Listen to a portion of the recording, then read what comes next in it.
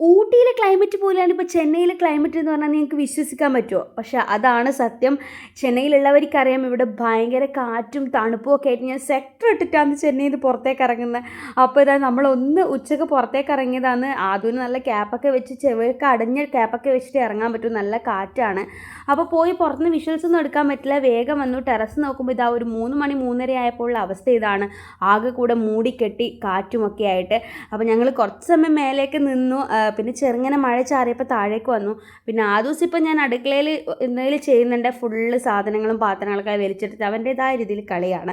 അപ്പോൾ അതൊക്കെ കഴിഞ്ഞ് അവനെ ഒന്ന് ഉറക്കിയതിന് ശേഷം എനിക്കൊന്ന് ഒരു ഹോൾ വീഡിയോ ചെയ്യാനുണ്ടായിരുന്നു. ഞാൻ ടി നഗർ പോയപ്പോൾ വാങ്ങിച്ച കുറച്ച് കമ്മലിൻ്റെതാണ്. കാണാത്തവരുണ്ടെങ്കിൽ ഞാൻ മേലെ ലിങ്ക് കൊടുക്കാം, പോയിട്ട് കാണാം.